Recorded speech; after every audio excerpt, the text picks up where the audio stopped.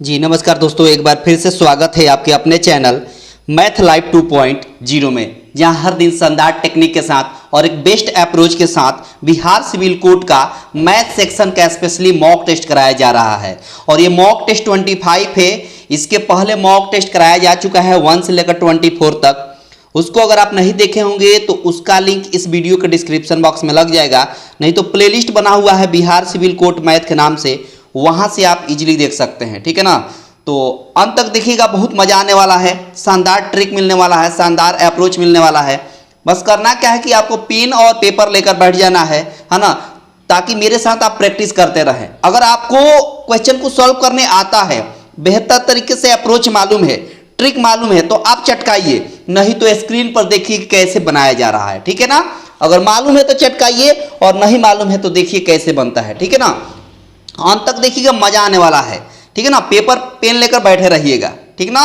और आई होप कि आपकी तैयारी बहुत बेहतर तरीके से चल रही होगी और आप बिल्कुल फिट होंगे, जबरदस्त होंगे। अगर फिट और जबरदस्त हैं तो आप प्रॉपर रूप से तैयारी करते रहें। ये इंतजार ना करें कि कब एडमिट कार्ड आएगा। एडमिट कार्ड का इंतजार नहीं, आपकी तैयारी प्रॉपर रूप से होनी चाहिए, ताकि आपको जब एग्जाम हॉल में बैठे तो हर सवाल आपके लिए हलवा लगे, हर सवाल आपके लिए आसान रहे।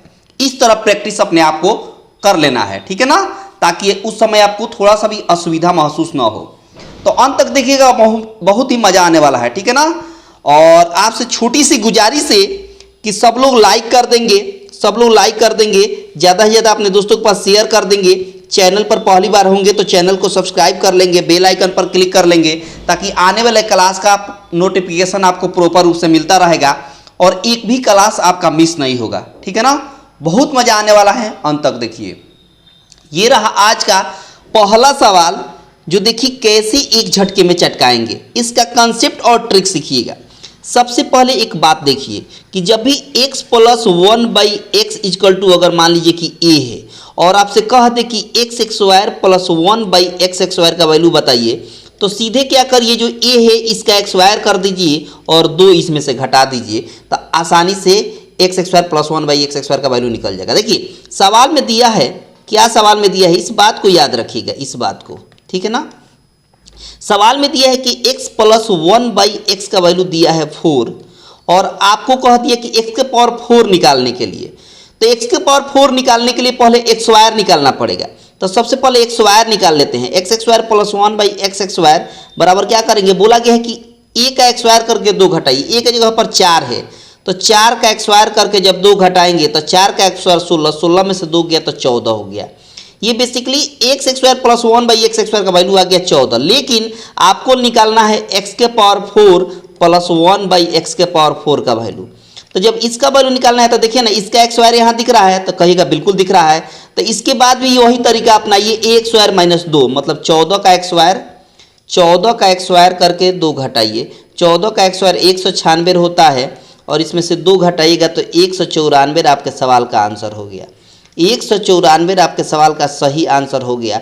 आई होप कि आपको ये बात समझ में आ गई होगी बेहतर तरीके से। तो इसका आंसर हो गया ऑप्शन बी, ऑप्शन बी। और ये कमाल का ट्रिक है, कमाल का कंसेप्ट है, शानदार ट्रिक है। बस आपको करना क्या है कि प्रत्येक दिन मेरे साथ प्रैक्टिस करते रहना है ना। हर सवाल आपके लिए आसान होगा। ठीक है ना। बहुत शानदार।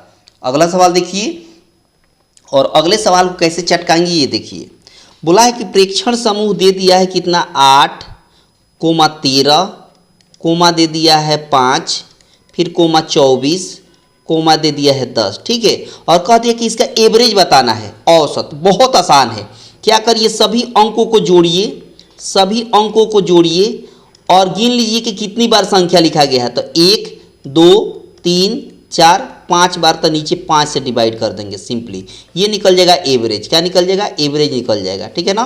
देखिए देखिए 13 और 8 कितना होता है, तो कहिएगा 18 होता है। 18 और 8 कितना होता है, तो कहिएगा 26 होता है। 26 और 24 कितना होता है, तो कहिएगा 50 होता है। 50 और 10 कितना होता है, तो कहिएगा 60 होता है। और नीचे 5 है तो 5 से डिवाइड करेंगे तो कितना होगा, तो कहिएगा 12 होगा। और यही 12 आपके सवाल का आंसर हो गया।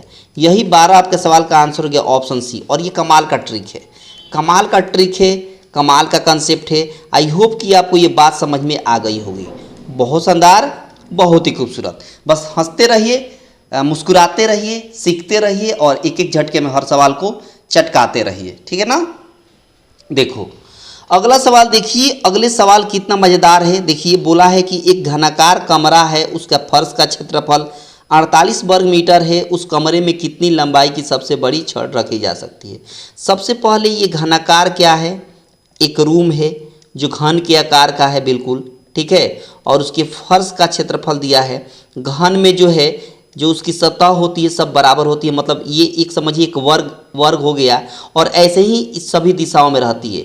छः आपका होता है कितना सतह, छः सतह में इसके जैसा होता है, ठीक है। और इसका इस घन का क्षेत्रफल दे दिया है। घन का क्षेत्रफल होता कितना है तो कहेगा a(x²। इसकी भुजा को अगर a मानते हैं तो इसका क्षेत्रफल क्या होता है घन का 6ax²। घन का 6ax² होता है। कितना होता है घन का क्षेत्रफल 6 × ax²। और इसका वैल्यू सवाल में दिया है 48। इसका वैल्यू सवाल में कितना दिया है 48। अब देखिए लेकिन इसमें एक बात और है, बोला है घनाकार कमरे में फर्श का क्षेत्रफल दिया है, घन का क्षेत्रफल नहीं दिया है फर्श का, तो ये 6 हटा देंगे, 6 हटा देंगे केवल ए, क्योंकि फर्श का मतलब नीचे जमीन की बात हो रही है और जमीन नीचे वर्ग के जैसा है। किसके जैसा है वर्ग के जैसा है, और वर्ग अगर ए है तो उसका क्षेत्रफल क्या हो जाएगा a² हो जाएगा।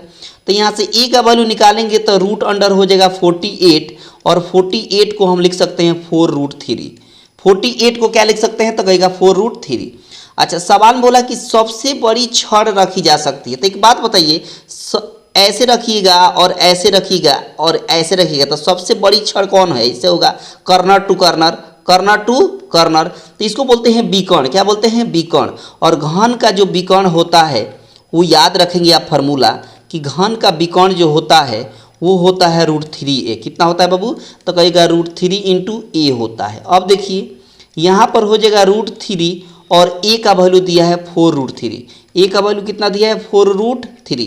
अब देखिए √3 से √3 में गुणा करेंगे तो 3 होगा, अब पहले से 4 है तो 4 में मल्टीप्लाई करेंगे तो 4 3 जा 12 मीटर हो जाएगा, 4 3 जा 12 मीटर, और यही आपका सवाल का आंसर हो जाएगा, मतलब ऑप्शन सी हो गया। और ये कमाल का कंसेप्ट है, कमाल का कंसेप्ट है। बस ये मेंसुरेशन का फार्मूला याद होना चाहिए। अगर मेंसुरेशन का सवाल जब भी आपके सामने आता है या त्रिकोणमिति का सवाल जब भी आपके सामने आता है तो ये दो ऐसा चैप्टर है जिसका फार्मूला आपके जुबान पे होना चाहिए, तभी एक झटके में चटकाइएगा। हाँ कुछ कुछ ऐसी सवाल मिल जाएगी जहाँ बिना फार्मूला के चटका सकते हैं, है ना। जैसे मान लीजिए कि 3D का ही सवाल होता है, बेलन हो गया, शंकु हो गया, उस पर आधारित जो सवाल होते हैं तो उसमें कुछ ट्रिक होता है जिसको हम चटका सकते हैं। वैसा सवाल आएगा किसी सेशन में तो जरूर मैं बताऊँगा, ठीक है ना। आगे देखिए अगला सवाल बोला है कि एक त्रिभुज है जिसकी भुजाओं का अनुपात दिया हुआ है। एक त्रिभुज है जिसकी भुजाओं का अनुपात 1/3, रेशियो 1/4 और रेशियो दे दिया है 1/5, ऐसे दे दिया है, ठीक है। इसका परिमाप 94 दिया है। तो सबसे इसको प्रॉपर रूप से हम इसका रेशियो निकालते हैं, प्रॉपर रेशियो निकालते हैं। प्रॉपर रेशियो निकालने के लिए जो डिनोमिनेटर में वैल्यू है उसका एलसीएम से सब में गुणा कर दीजिए। तो तीनों 3 4 5 का एलसीएम कितना होता है तो तीनों को गुणा कर दिए, 4 3 12 12 5 60 होता है। कितना होता है इसका एलसीएम 60 होता है।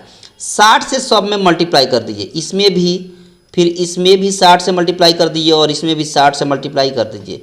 3 से भाग देंगे तो इधर 20 हो गया, 4 से काटेंगे 60 को तो 15 हो गया, और 5 से काटेंगे 60 को तो 12 हो गया, ठीक है। अब इसका 20 15 12 हो गया। अच्छा आपके हिसाब से, अच्छा ये परिमाप की भुजाएं हो गई, सॉरी त्रिभुज की भुजाएं हो गई, और त्रिभुज की भुजाओं जो देता है, मान लीजिए ABC हम कह देते हैं, तो त्रिभुज की परिमाप अगर कोई पूछता है तो इसके बाउंड्री को जोड़ दिया जाता है, इसके पूरे बाउंड्री को यानी इसकी भुजाओं को जोड़ दिया जाता है, वही परिमाप होता है। और भुजाएं कौन कौन दिया है तो कहिएगा 20 15 12, सबको जोड़िए तो यहाँ हो जाएगा कितना 47। आपके हिसाब से परिमाप 47 यूनिट हुआ और क्वेश्चन के हिसाब से परिमाप दिया है 94। आपके हिसाब से परिमाप हो गया 47, क्वेश्चन के हिसाब से 94। काटिए एक बार में इधर, इधर 2 बार में, 47 से कम 47, 47 दूना 94, तो 1 यूनिट का वैल्यू हो गया 2। जब 1 यूनिट का वैल्यू 2 हो गया, आपसे पूछा कि सबसे छोटी भुजा, तो ये तीनों में सबसे छोटी कौन है तो कहेगा 12 यूनिट है। कितना यूनिट 12 यूनिट। तो 1 यूनिट का वैल्यू 2, तो 12 यूनिट का वैल्यू कितना हो गया 12 दूना 24, और यही आपके सवाल का आंसर हो गया 24 सेंटीमीटर। 24 सेंटीमीटर आपके सवाल का आंसर हो गया ऑप्शन ए, ऑप्शन ए, ठीक है ना। और ये शानदार ट्रिक है। शानदार अप्रोच है, शानदार मतलब ट्रिक है चटकाने का। इस तरह के सवाल को जब भी आप देखें तो यही तरीका अपनाएं, ये बेस्ट वे है चटकाने का इस तरह के सवाल को, ठीक है ना। बहुत शानदार। अगला सवाल देखिए, और उससे पहले मैं फिर से आपको याद दिला दूं कि अगर ये सब कुछ ट्रिक बेहतर लग रहा है, अप्रोच बेहतर लग रहा है, तो वीडियो को लाइक कर दें, ज़्यादा से ज़्यादा अपने दोस्तों के पास शेयर कर दें। चैनल पर पहली बार है तो चैनल को सब्सक्राइब करके रखें, ताकि आने वाले क्लास और आने वाले नोटिफिकेशन अपडेट का, नया अपडेट का नोटिफिकेशन आपको प्रॉपर रूप से मिलता रहेगा, ठीक है ना। इसीलिए सब्सक्राइब करके रखना बेहद ज़रूरी है। सवाल देखिए, अगला सवाल, इसको कैसे चटकाएंगे। सवाल में बोला है कि एक व्यक्ति है जो साइकिल से 150 मीटर की दूरी 25 सेकंड में तय करता है, किलोमीटर प्रति घंटा में उसकी चाल बताइए। देखिए एक बात बताइए, स्पीड बराबर होता कितना है, तो कहेगा डिस्टेंस बाई टाइम होता है। अच्छा एक बात बताइए, डिस्टेंस है कितना, तो कहेगा 150 मीटर है, और टाइम है 25 सेकेंड। काटेंगे तो 6 बार में जाएगा, कितना बार में जाएगा, 6 बार में, 25 छक होता है 150। अच्छा ये मीटर प्रति सेकेंड है, इसको किलोमीटर प्रति घंटा बदलने के लिए, किलोमीटर प्रति घंटा बदलने के लिए 5/18 से गुणा करना पड़ेगा। किलोमीटर प्रति घंटा बदलने के लिए 5/18 से गुणा करना पड़ेगा, सॉरी माफ़ी चाहेंगे, 18/5 से गुणा करना पड़ेगा, 18/5 से गुणा करना पड़ेगा। देखिए जब भी मीटर प्रति सेकेंड हो और किलोमीटर प्रति घंटा में बदलना हो तो हम 18/5 से गुणा करेंगे, और जब भी किलोमीटर प्रति घंटा हो और मीटर प्रति सेकेंड में बदलना होगा तो हम 5/18 से गुणा करेंगे, ठीक है। ये दोनों कंडीशन आप याद रखिएगा। तो ये मीटर प्रति सेकेंड था, किलोमीटर प्रति घंटा में बदलना है तो 18/5 से गुणा करेंगे।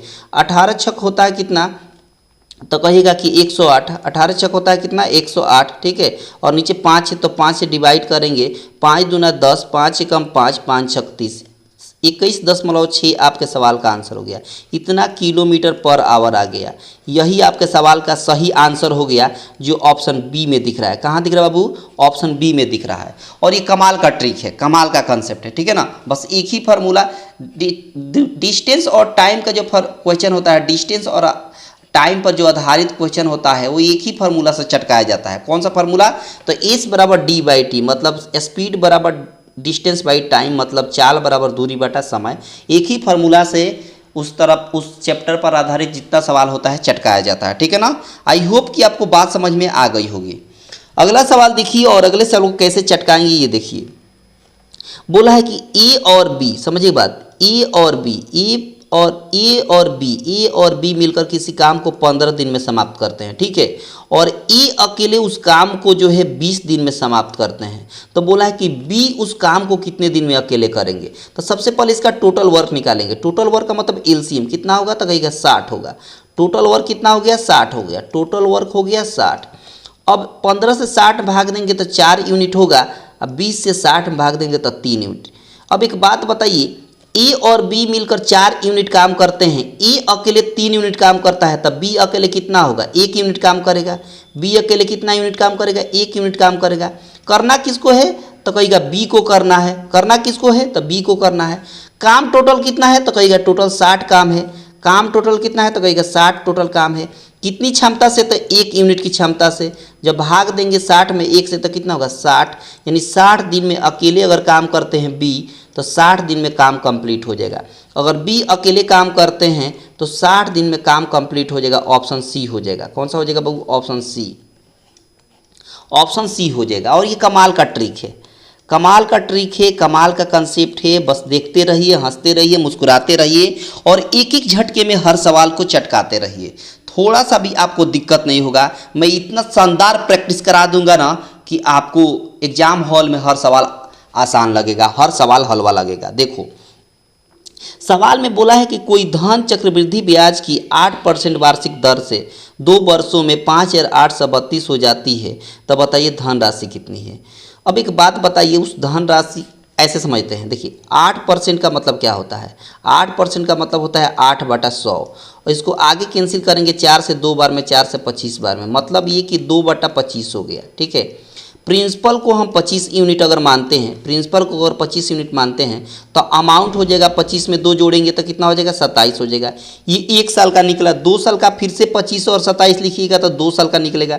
इधर गुणा होगा 25 में तो 625 हो गया, और 27 में गुणा करते हैं तो 27 का स्क्वायर कितना होता है, तो कहेगा कि 729 होता है। 700 कितना होता है 29 होता है। एक बार गुणा कर दीजिएगा 7 सत्ते 49, 7 दूना 14, 14 14 कितना हो गया 7 सत्ते 49, 4 हार से 7 सत्ते 49, 7 दूना 14, 14 14 28, 28 और 4 32, 2 दूना 4 3 7। ठीक है, एक्स वायर सही है, ठीक है ना।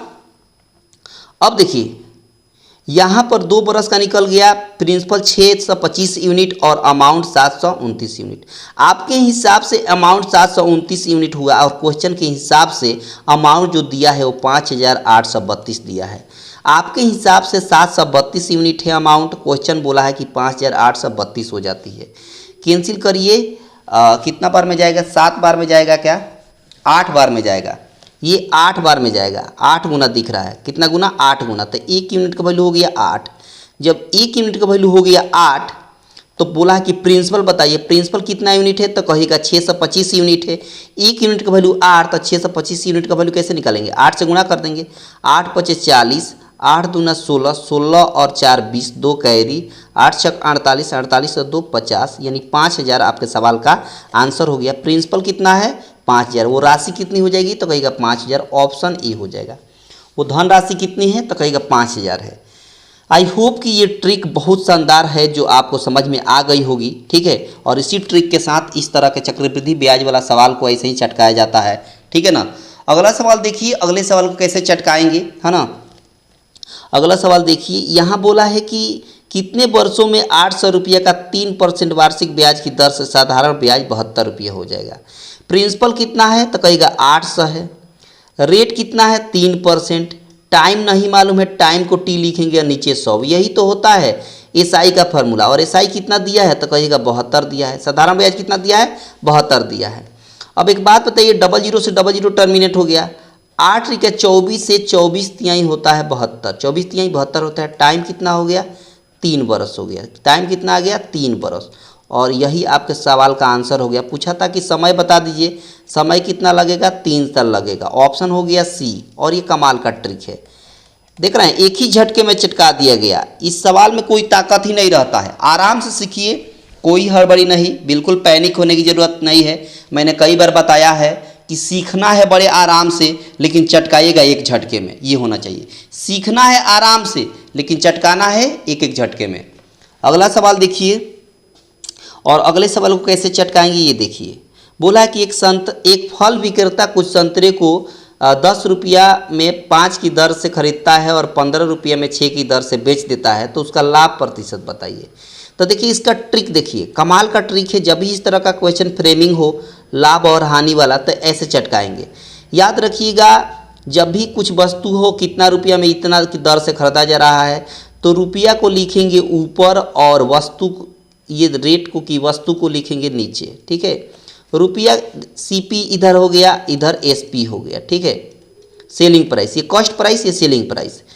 देखिए 10 रुपया में 5 की दर से खरीदा जा रहा है और 15 रुपया में 6 की दर से बेचा जा रहा है। तो अब इसको प्रॉपर रूप में लाने के लिए हम क्या करेंगे, इसके डिनोमिनेटर में क्या है, हर में 5 है और 6 में 6 है, यहाँ 5 है यहाँ 6 है। तो हम ऐसा वैल्यू रखें दोनों में कि 5 से भी कट जाए 6 से भी कट जाए, तो वो वैल्यू होगा 30। तो 30 से इधर भी मल्टीप्लाई कर देंगे और 30 से इसमें भी मल्टीप्लाई कर देंगे। 5 से 30 में भाग देंगे तो 6 होगा, तो 10 छक 60 हो गया। 6 से भाग देंगे 30 में तो 5 होगा, तो 50 25 हो गया। काटेंगे आगे 5 से, तो 5 से 12 बार में 5 से 5 बार में कट गया, ठीक है। अब एक बात बताइए, 12 में खरीद कर 5 में बेचा जा रहा है, तो हानि होगा कि लाभ, एक बात बताइए। यहाँ पर 10 रुपया में 5 की दर से खरीद कर 5 रुपया 10 रुपया में 5 की दर से खरीद कर 15 रुपये, अच्छा माफ़ी चाहेंगे, यहाँ 15 था, कितना था यहाँ 15 था, माफ़ी चाहेंगे कितना था 15 था, इसीलिए तो क्यों हानि होने लगा। लाभ होना चाहिए ना, लाभ बोला है। यहाँ 5 की जगह पर 15 लिखना था, माफ़ी चाहेंगे, तो 15 पचे हो जाएगा 75 यहाँ। तो यहाँ पर काटिए ठीक से, तब 15 चौका 60 हो गया और 15 पचे 75 हो गया, अब सही हुआ। यहाँ माफ़ी चाहेंगे, यहाँ 15 के जगह पर हमने 5 लिख दिया था, ठीक है। 4 में खरीद कर 5 में बेचा जा रहा है, मतलब 1 यूनिट की लाभ हो रही है, कितना पर, तो कहेगा 4 पर, तो 100 पर कितना, 4 से काटिए 25 बार में, यानी 25% आपके सवाल का आंसर हो गया। 25% का लाभ होगा, कहाँ है, तो कहेगा ऑप्शन डी है। और ये कमाल का ट्रिक है, कमाल का ट्रिक है, कमाल का कंसेप्ट है। यहाँ पर थोड़ी बहुत गलती हुई थी, माफ़ी चाहेंगे। 15 की जगह पर हमने 5 लिख दिया था। यहाँ बोला था ना 15 रुपये में 6 की दर से बेचा जा रहा है, तो हमने 5 रुपये में 6 की दर से लिख दिया था, ठीक है ना, इसीलिए। अगला सवाल देखिए, अगले सवाल को कैसे चटकाएंगे। अगला सवाल में बोला है कि 420 रुपया का x% बोला है, यहाँ पर 420 रुपया का x% मतलब x बाई 100 हो जाएगा, ठीक है, बराबर 21 रुपया का 400%, 400% को हम लिखेंगे 400/100, तो x का मान निकाल देना है। देखिए ना यहाँ पर 100 से 100 टर्मिनेट हो गया, ठीक है, 21 से 21 दूना 42 बार में, डबल 1 जीरो है तो 1 जीरो, 20 से 20 बार में 400 कट गया, मतलब x का वैल्यू हो गया 20, और यही आपके सवाल का आंसर हो गया। बोला था कि x का मान निकालिए, जो 20 हो गया, जो ऑप्शन सी में दिख रहा है। और ये कमाल का ट्रिक है चटकाने का, ये कमाल का ट्रिक है, कमाल का कंसेप्ट है। आई होप कि ये बात आपको समझ में आ गई होगी। बहुत आसान सवाल था, इसमें बहुत ज़्यादा ताकत नहीं थी, ठीक है ना। अगला सवाल देखिए, अगला सवाल देखिए, अगले सवाल को कैसे चटकाएंगे। यहाँ बोला है कि ए तथा बी की वर्तमान आयु दिया है, ए है और बी है, दोनों की आयु का अनुपात दिया है 4:5 दिया है, ठीक है, और बोला है कि 5 वर्ष बाद इसका अनुपात 5:6 हो जा रहा है। समझिए बात, 5 साल बाद। अच्छा, इधर ये प्रेजेंट रेशियो है, प्रेजेंट रेशियो। अच्छा, आपके हिसाब से 4 के बाद 5 हो रहा है, मतलब कितना बढ़ाया गया है, 1। अच्छा, 5 के बाद 6 हो गया, कितना यूनिट बढ़ाया गया, 1 यूनिट। ये दोनों बैलेंस है, जब बैलेंस है तो यही 1 यूनिट का वैल्यू सवाल में बोला है 5 साल, 5 साल बाद बोला है ना, तो 1 यूनिट का वैल्यू हो गया 5। जब 1 यूनिट का वैल्यू 5 हो गया तो आपसे पूछा है 1 वर्तमान उम्र, तो यही वर्तमान रेशियो है। ऊपर वाला रेशियो क्या है, वर्तमान रेशियो है। ए की बात बोला है, तो ए की कितना है, 4 यूनिट। ए का कितना है, 4 यूनिट। 1 यूनिट का वैल्यू 5, तो 4 यूनिट का वैल्यू कैसे लिखेंगे, 4 से 4 में गुणा कर देंगे, तो 16 वर्ष हो गया। ए जो है अभी कितने साल का है, तो कहिएगा 16 साल का है। ये अभी कितने साल का है, 16 साल का है, मतलब हो गया ऑप्शन गलत, ऑप्शन एरर है क्या। फिर से देख लीजिए, 4:5 दिया था, 5 वर्ष बाद 5:6 हो गया, मतलब 1 बढ़ाया गया, 1 यूनिट का वैल्यू 5, तो 1 की वर्तमान उम्र 4 का वैल्यू 4 चुका 16। ऑप्शन एरर है, माफ़ी चाहेंगे, ऑप्शन हमको लग रहा है एरर है। ऑप्शन क्या है, एरर है। वैसे आप एक बार आप लोग चेक कर लीजिएगा, एक बार आप लोग चेक कर लीजिएगा कि कितना आंसर आया, लेकिन मेरे हिसाब से तो 16 साल आ रहा है, ठीक है, मेरे हिसाब से 16 वर्ष आ रहा है, 16 वर्ष, ठीक है, बहुत शानदार। अगला सवाल देखिए, अगले सवाल को कैसे चटकाएंगे। अगला सवाल बहुत ही मज़ेदार है और एग्जाम ओरिएंटेड है ना। देखिएगा, बोला है कि 2 संख्या है, पहली संख्या और दूसरी संख्या, इन दोनों संख्याओं का अनुपात दिया है 3:5। इन दोनों संख्याओं का अनुपात दिया है 3:5। बोला कि दोनों संख्याओं में से अगर 9 घटा दिया जाए तो अनुपात हो जा रहा है 12:23, 12:23। अब एक बात बताइए, घटाने के बाद यहाँ बढ़ जा रहा है, जबकि घटना चाहिए। 3 के बाद 12 हुआ मतलब बढ़ गया, 5 के बाद 23 हुआ मतलब बढ़ गया, जबकि घटाया जा रहा है तो ये घटना चाहिए तो कम होना चाहिए ना। इसका मतलब इसमें बैलेंस नहीं है। तो बैलेंस करने के लिए क्या करेंगे, इसके रेशियो के अंतर से क्रॉस गुणा करेंगे। 3 और 5 में कितना का अंतर है, तो कहेगा 2 यूनिट का अंतर है। 12 और 23 में कितना का अंतर है, तो 11 यूनिट का। यही 11 से ऊपर वाला में गुणा करेंगे, ठीक है, यही 11 से ऊपर वाला में गुणा करेंगे। यहाँ 2 का अंतर था तो 2 से नीचे वाला रेशियो में गुणा कर देंगे, ठीक है। 11 से गुणा करेंगे तो 33 हो गया, और 11 से गुणा करेंगे तो 11×5 = 55 हो गया, ठीक है। 2 से गुणा करेंगे तो 12 दूना 24 हो गया, और 23 से गुणा करेंगे तो 23 दूना 46 हो गया। अब देखिए, पहले 23 था और 24 हो गया, मतलब घट गया। कितना कम हुआ, तो कहिएगा 9 यूनिट। 55 के बाद 46 हो गया, मतलब कितना कम हो गया, 9 यूनिट घटाया गया। आपके हिसाब से 9 यूनिट और क्वेश्चन के हिसाब से 9 घटाया जा रहा है, मतलब 1 यूनिट का वैल्यू हो गया 1 यूनिट का वैल्यू हो गया 1। जब 1 यूनिट का वैल्यू 1 हो गया तो बोला है कि संख्याएं बताइए। तो यही तो ऊपर वाला इनिशियल रेशियो है, यही ऊपर वाला क्या है, इनिशियल रेशियो है। 1 यूनिट का वैल्यू 1, तो 33 यूनिट का वैल्यू कितना हो जाएगा, 33 हो जाएगा, और 55 यूनिट का वैल्यू कितना हो जाएगा, 55 हो जाएगा। और यही 33 और 55 आपके सवाल का आंसर हो गया। 23 और 55 आपके सवाल का आंसर हो गया ऑप्शन सी। और ये कमाल का ट्रिक है, कमाल का ट्रिक है, कमाल का कंसेप्ट है। आई होप कि ये बात समझ में आ गई होगी। मुझे लगता है ये तरीका आपको समझ में आ गया होगा। इस तरह के सवाल जब भी फ्रेमिंग होता है तो यही बेस्ट वे होता है चटकाने का, ठीक है ना, बहुत शानदार। अगला सवाल देखिए, और अगले सवाल को कैसे चटकाएंगे एक झटके में वो देखिए। ये भी वैसा ही है, ये भी वैसा ही है। एक ही टाइप के 2 सवाल लिए हैं ताकि ये बात कंसेप्ट आपको क्लियर हो जाए। पहले बोला है ये पहली संख्या और दूसरी संख्या, इन दोनों संख्याओं का अनुपात दिया है 2:3। अब बोला है कि दोनों में 8 जोड़ा जा रहा है, पहले वाला में दूसरे वाला में, दोनों में 8 जोड़ा जा रहा है, तो ये अनुपात 3:4 हो जा रहा है। अब ये देखिए बैलेंस है, तो इसको बैलेंस करने की जरूरत नहीं है। क्यों? क्योंकि 2 के बाद 3 हो गया, मतलब 1 बढ़ाया गया है। इधर भी 3 के बाद 4 हो रहा है, मतलब 1 यूनिट बढ़ाया गया है। आपके हिसाब से 1 यूनिट जोड़ा गया है और क्वेश्चन के हिसाब से 8 जोड़ा जा रहा है। आपके हिसाब से 1 यूनिट, क्वेश्चन के हिसाब से 8, मतलब 1 यूनिट का वैल्यू हो गया 8। सवाल बोला कि दोनों संख्याओं का योग बताइए, तो यही तो ऊपर वाला इनिशियल रेशियो है। यही ऊपर वाला क्या है? इनिशियल रेशियो है, ओरिजिनल रेशियो है। तो बोला है योग बताइए, तो 2 और 3 का योग कितना होगा? 2 और 3 मिलकर 5 यूनिट हो गया। तो 1 यूनिट का वैल्यू 8, तो 5 यूनिट का वैल्यू कितना होगा? 8 से गुणा कर देंगे, 8 × 5 = 40 हो गया। दोनों का योग कितना हो गया? तो कहेगा 40 हो गया। और यही आपके सवाल का आंसर हो गया ऑप्शन सी। और ये कमाल का ट्रिक है। आई होप कि आपको अब बात समझ में आ गई होगी, ठीक है ना। इस तरह के सवाल को चटकाने का यही बेस्ट तरीका है, ठीक है ना। बहुत शानदार। अगला सवाल देखिए, अगले सवाल को कैसे सॉल्व करेंगे, देखिए कौन सा अप्रोच लगाएंगे कि इसको सॉल्व किया जा सके, ठीक है ना। देखो बोला है कि 5 क्रमागत सम संख्याओं का औसत दिया है, एवरेज कितना दिया है? 5 सम संख्याओं का एवरेज कितना दिया है? तो कहेगा 66 दिया हुआ है। अब एक बात समझिए, औसत दिया है कितना? 66। तो 5 संख्याओं का औसत दिया है 66। तो याद रखिएगा, मैंने कई बार बताया कि इस तरह का जब भी सवाल दे तो औसत जो होता है वो बेसिकली बीच वाली संख्या होती है। औसत जो होता है बेसिकली क्या होती है? बीच वाली संख्या होता है। इसका मतलब कि 5 संख्या में बीच वाली संख्या जब दे दिया है तो इसके पहले 2 सम संख्या होगी और इसके बाद भी 2 सम संख्या होगी। तो 66 के पहले सम संख्या क्या होगी? तो कहेगा 64 होगी। और 64 के पहले सम संख्या क्या होगी? 62 होगी। अच्छा, 66 के बाद सम संख्या क्या होगी? 68 होगी। और 68 के बाद सम संख्या क्या होगी? 70 होगी, यानी 70 होगी, ठीक है ना। अब देखिए ना, 5 संख्या निकल गई ना, ये ए का वैल्यू है, ये बी का वैल्यू है, ये बीच वाला सी का, ये डी का और ये ई का। अब आपसे पूछा है कि बी और ए का गुणनफल बता दीजिए। बी और ई का गुणनफल बताइए। मतलब बी का वैल्यू कितना है? तो कहेगा 64 है। और ई का वैल्यू कितना है? तो कहेगा 70 है। दोनों का गुणनफल मतलब गुणा कर दीजिए। 7 × 28, 2 कैरी, और 7 × 42, 42 और 2 हो गया 44। अब बगल में 0 है तो 0, मतलब 4480 आपके सवाल का आंसर हो गया।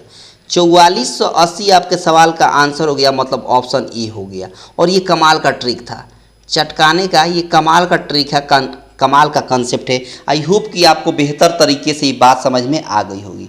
बिल्कुल मैं आराम से बता रहा हूँ ताकि आपको असुविधा ना हो। वो इसलिए क्योंकि सीखना है आराम से, लेकिन चटकाना है एक झटके में। ऐसा मैंने कई बार आपको बताया है, ठीक है ना। अगला सवाल देखिए, और अगले सवाल को कैसे चटकाएंगे। ये वही सवाल है, फिर से माफ़ी चाहेंगे, ये वही सवाल है, फिर से इसका आंसर ए हो जाएगा। ये फिर से वही सवाल हो गई। अगला सवाल देखिए, अगला सवाल देखिए, अगले सवाल को कैसे चटकाएंगे। बोला है कि 2 के पावर 5 × 5 के पावर 3 × 7 के पावर 2।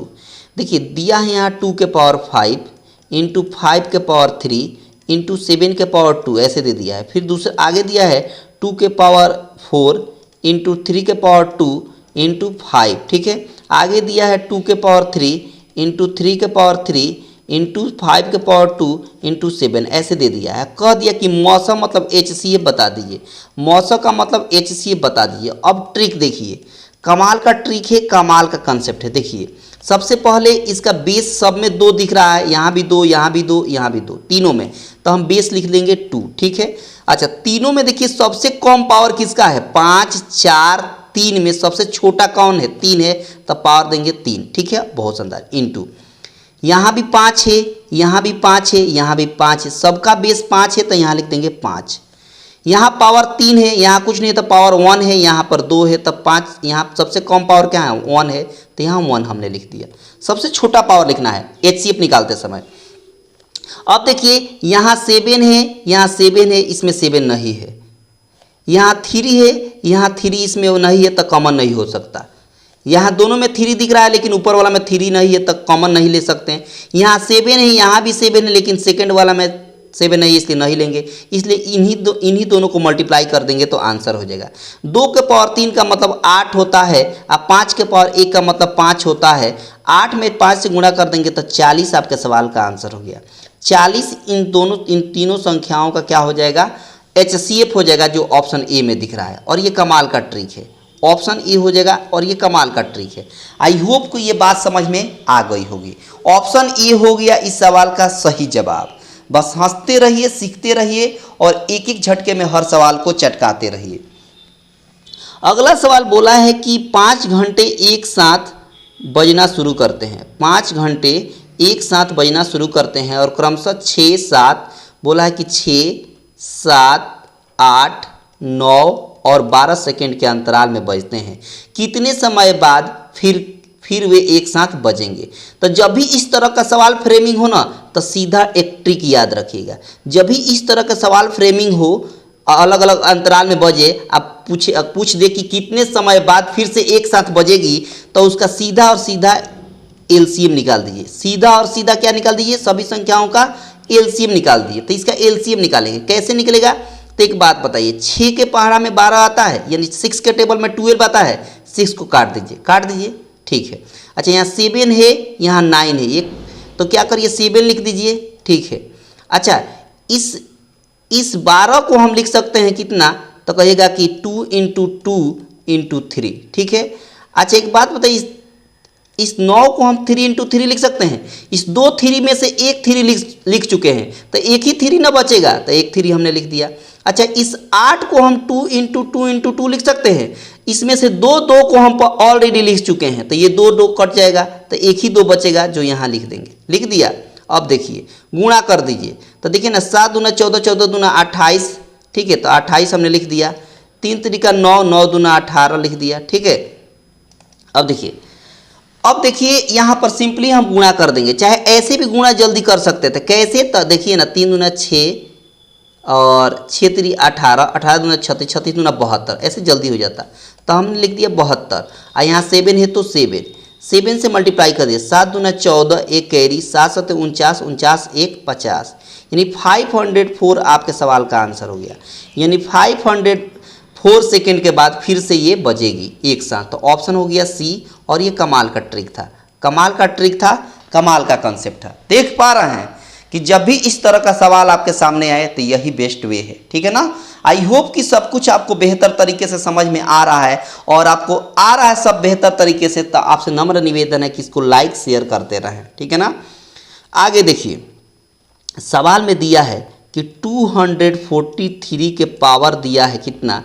0.16, ठीक है। इंटू 243 के पावर यहाँ दिया है 0.04। अब देखिए, बेस सेम है तो पावर ऐड हो जाएगा, क्योंकि मल्टीप्लाई में है। बेस सेम रहता है तो पावर को ऐड कर देंगे, तो 0.16 में 0.404 ऐड करेंगे तो 16 और 4 20 हो गया, यानी 0.20 हो गया, 0.20 हो गया। अब एक बात बताइए, 243 को जब हम फैक्टर करेंगे तो 3 के पावर 5 होगा। 243 को फैक्टर करेंगे तो 3 के पावर क्या होगा? 5 होगा। इसका पावर पहले से दिया है 0.20। अब पावर के ऊपर पावर जब रहता है तो दोनों मल्टीप्लाई हो जाता है, दोनों को मल्टीप्लाई करेंगे तो 1.00 आएगा, 1.00 आएगा। पॉइंट के बाद 0 का काम खत्म हो जाता है, मतलब 3 के पावर 1 हो गया। और 3 के पावर 1 का मतलब 3 को एक बार लिखना है, और यही आपके सवाल का आंसर हो गया।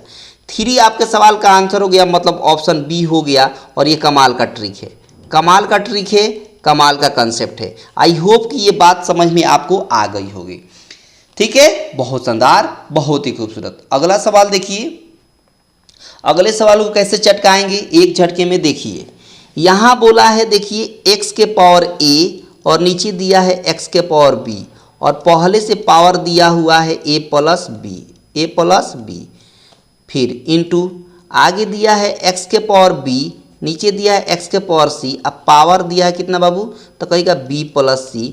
आगे दिया है x के पावर c, नीचे दिया है x के पावर a, और पावर दिया है आपको c प्लस a। बहुत शानदार। अब देखिए, बेस जब डिवाइड में रहे, बेस सेम रहे तो पावर घट जाता है। डिवाइड में रहे, बेस सेम है, x दिख रहा है ना, तो पावर घटेगा, a माइनस बी हो जाएगा, a माइनस बी। अब पहले से पावर है a प्लस बी, तो पावर के ऊपर पावर आता है तो दोनों मल्टीप्लाई हो जाता है, ठीक है। इंटू यहाँ भी वही काम करेंगे, बेस सेम है, पावर घटेगा तब b माइनस सी हो जाएगा। और पावर के ऊपर पावर जब लिखेंगे तो पावर पावर मल्टीप्लाई हो जाएगा, b प्लस सी के साथ ये मल्टीप्लाई हो जाएगा। फिर इंटू में दिया है x के पावर c, x के पावर a, इसको लिख सकते हैं x के पावर c माइनस a, और पावर के ऊपर पावर यहाँ भी रहेगा तो आपस में मल्टीप्लाई हो जाएगा c प्लस a। बहुत शानदार। अब देखिए यहाँ x के power a minus B, a plus B, formula क्या होता है a X square minus B x square. फिर यहाँ देखिए यहाँ भी b minus C, b plus C, formula क्या हो जाएगा B x square minus C x square. यहाँ भी हो जाएगा c minus A, c plus A, मतलब C x square minus A x square.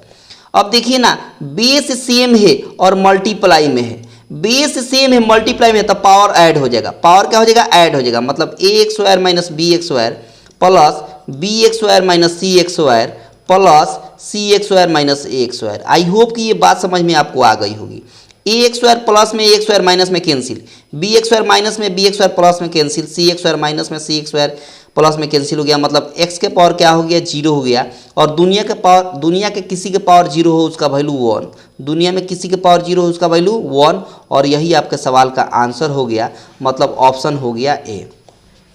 I hope कि ये बात समझ में आपको आ गई होगी। यही बेस्ट वे है चटकाने का, है ना। इस तरह से आप चटकाइएगा तो एक झटके में चटका सकते हैं इस सवाल को। अगला सवाल देखिए, और अगले सवाल को कैसे बनाएंगे ये समझिएगा। सवाल में बोला है कि यहाँ पर 0.121212 ऐसे अनगिनत तक दिया है, मतलब इसका कोई अंत नहीं है, और इसको बोल दिया कि आप p बाई क्यू के रूप में बदल दीजिए, p बाई क्यू के रूप में बदल दीजिए। इसको हम ऐसे भी लिख सकते हैं क्या कि 0.12 है, ये 12 बार बार रिपीट कर रहा है तो ऊपर रेकरिंग दे देंगे, क्या दे देंगे रेकरिंग। और रेकरिंग हटाने का एक ज़बरदस्त ट्रिक मैंने बताया था, रेकरिंग हटाने का ज़बरदस्त ट्रिक बताया था, फिर से सीख लीजिए। यहाँ 12 पर रेकरिंग है तो 12 लिख दीजिए, और 2 अंकों पर रेकरिंग है 1 2, 2 अंक है तो 2 डबल 9 लिख देंगे, 3 अंक रहता तो 999 लिखते हैं। इस तरह काटिए 3 से 4 बार में, 3 से 3 3 जा 9, 3 3 जा 9, मतलब 4/33 आपके सवाल का आंसर हो गया। 4/33 आपके सवाल का आंसर हो गया, मतलब ऑप्शन सी हो गया। और ये कमाल का ट्रिक है। आई होप कि ये बात आपको समझ में आ गई होगी। और इसी पर आधारित एक और सवाल है, देखिए कैसे इसको चटकाएंगे। यहाँ पर बोला है कि p बाई क्यू के रूप में इसको भी बदलिए, 1.27 पर रेकरिंग है, ठीक है। अब इसको कैसे लिखेंगे तो इसको लिखेंगे 1 प्लस, ये पॉइंट के पहले वाला अंक को प्लस में लिखेंगे, पॉइंट के पहले वाले अंक को प्लस में लिखेंगे, और यहाँ 2 यहाँ 27 है, 27 तो ऐसे लिख देंगे 27, ठीक है। और 2 अंकों पर यहाँ भी रेकरिंग है 1 2, 2 अंकों पर रेकरिंग है इसलिए 9 यहाँ भी लिखेंगे। 9 से काटेंगे 9 3 27, 9 से काटेंगे 11 बार में, मतलब 1 प्लस 3/11 हो गया। इसको फर्दर सॉल्व करेंगे तो 11 3 हो गया 14, और नीचे 11 है तो 11, यानी 14/11 आपके सवाल का आंसर हो गया। 14/11 आपके सवाल का आंसर हो गया, ऑप्शन सी हो गया। और यह चटकाने का बेस्ट ट्रिक है, इस सवाल को चटकाने का यह बेस्ट ट्रिक है। आई होप कि ये बात आपको समझ में आ गई होगी। अगला सवाल देखिए, अगले सवाल को कैसे सॉल्व करेंगे इसको देखिए, कौन सा टेक्निक अपनाएंगे कि इसको सॉल्व किया जा सके। देखिए बोला है कि वह सबसे छोटा घन पूर्णांक जिसे 392 से गुणा करने पर गुणनफल एक पूर्ण वर्ग संख्या बन जाए। सिंपल क्या करेंगे कि इस 392 को 2 तरीका है, या तो इसको पहले फैक्टर कर लीजिए, नहीं तो एक एक ऑप्शन के साथ गुणा करके चेक कर लीजिए कि किसका वर्गमूल निकल जाएगा, किस संख्या से गुणा करें कि वर्गमूल पूरा पूरा निकल जाए। तो सबसे आसान है कि फैक्टर कर लीजिए, 2 से काटिए, 2 एकम 2, 2 9 18, 2 छक 12। देखिए ठीक है, तो यहाँ 14 14 है 196 होता है, 14 14 में गुणा करेंगे तो 196 हो गया। आप देख पा रहे हैं कि इसका जोड़ा पेयर बनाया जा रहा है, तो 14 14 का पेयर लग रहा है, 14 और 14 का पेयर मिल गया। एक ही संख्या 2 है जिसका कोई साथी नहीं है, मतलब वो संख्या अगर 2 हमको मिल जाए तो इसका पेयर बन जाएगा, और यह एक पूर्ण एक्स स्क्वायर रूट बन जाएगा, पूर्णतः एक्स स्क्वायर रूट बन जाएगा। तो संख्या कौन सा है 2 है, वो छोटी से छोटी संख्या कौन है 2 है, जिसको हम अगर 392 में गुणा कर देंगे तो पूर्ण वर्ग बन जाएगा, मतलब ऑप्शन डी हो गया, ऑप्शन डी हो गया। और ये कमाल का ट्रिक है, चटकाने का कमाल का ट्रिक है, ठीक है ना। आई होप कि ये बात समझ में आपको आ गई होगी। अगला सवाल देखिए, अगले सवाल को कैसे चटकाएंगे। देखिए बोला है कि 999 होल 995/999 इंटू 999 का मान बताइए। इसका ट्रिक देखिए बड़ा ज़बरदस्त है, बहुत ही शानदार ट्रिक है, आपने नहीं देखा होगा। सिंपल क्या करेंगे, इस तरह के सवाल का जब फ्रेमिंग हो तो नीचे वाला संख्या जो भी दिखाई दे उसको लिख लीजिए, नीचे वाला संख्या जो भी दिखाई दे उसको लिख लीजिए। यहाँ 999 दिख रहा है ना, हमने लिख लिया, ठीक है। अब क्या करिए, अंश और हर का अंतर निकाल लीजिए, अंश और हर का अंतर। अच्छा एक काम और कर लीजिए, यहाँ पर कितना बार 9 लिखा गया है, तो कहिएगा 3 टाइम्स 9 लिखा गया है, तो यहाँ 000 हम दे देंगे। अगर 4 टाइम्स 9 रहता तो 4 टाइम्स हम 0 देते हैं, इस तरह। उसके बाद अंश और हर का अंतर निकालेंगे, अंश और हर का कितना का अंतर है, अंश और हर में कितना का अंतर है, तो कहिएगा कि 4 का अंतर है। यानी 995 और 999 में कितना का अंतर है, 4 का अंतर है। यही 4 इसमें से माइनस कर देंगे, 10 में से 4 गया तो 6, यहाँ 9 बच गया, यहाँ भी 9, यहाँ 8 और यहाँ 9 और 9। ये 99, 89, 96 आपके सवाल का आंसर हो गया। 99, 89, 96 आपके सवाल का आंसर हो गया, ऑप्शन बी हो गया। आई होप ये बात समझ में आ गई होगी और ये कमाल का ट्रिक है, कमाल का ट्रिक है, कमाल का कंसेप्ट है। आई होप कि ये बात समझ में आपको आ गई होगी। बहुत शानदार, बहुत ही खूबसूरत।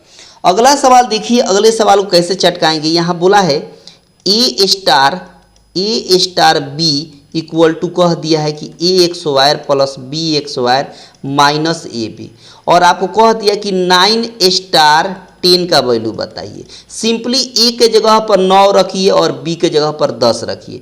तो यहाँ ए एक्स वायर मतलब 9 का एक्स वायर 81, यहाँ बी एक्स वायर बी की जगह पर 10 है तो 10 का एक्स वायर 100, माइनस ए और बी में गुणा करना है, मतलब 9 और 10 में गुणा करेंगे तो 90 होगा। अब देखिए ना, 100 में से 90 घटाएंगे तो 10 होगा, और 10 को 81 में जब जोड़ेंगे, ऐड करेंगे तो ये हो जाएगा 91, और यही 91 आपके सवाल का आंसर हो गया। यही 91 आपके सवाल का आंसर हो गया, ऑप्शन हो गया बी। और ये कमाल का ट्रिक है, कमाल का ट्रिक है, कमाल का कंसेप्ट है। आई होप कि ये बात समझ में आपको आ गई होगी। और अगला सवाल अगर है तो इसको आपको होमवर्क में सॉल्व करना है। इस सवाल का आंसर आपको होमवर्क में सॉल्व करना है और इसका आंसर आपको कमेंट बॉक्स में देना है। इसका आंसर आपको कहाँ देना है बाबू, तो इसी वीडियो के कमेंट बॉक्स में आपको आंसर दे देना है। इसका पीडीएफ आपको फ्री में मिल जाएगा, यकीन मानिए इसका पीडीएफ आपको फ्री में इसी वीडियो के डिस्क्रिप्शन बॉक्स में लग जाएगा। तो आपको बहुत बहुत धन्यवाद अंत तक देखने के लिए। और रियल में आपको पसंद आया होगा सवाल, कंटेंट और अप्रोच, ट्रिक बेहतर लगा है तो सब लोग लाइक कर देंगे, ज़्यादा से ज़्यादा अपने दोस्तों के पास शेयर कर देंगे। चैनल पर पहली बार अगर होंगे तो चैनल को सब्सक्राइब करके रख देंगे ताकि आने वाले क्लास का नोटिफिकेशन आपको प्रॉपर रूप से मिलता रहे। आई होप कि आपकी तैयारी ज़बरदस्त चल रही होगी, ऐसे ही तैयारी करते रहिए और एक एक झटके में हर सवाल को चटकाते रहिए। तो मिलते हैं अगले क्लास में, तब तक आप सभी को दिल से धन्यवाद।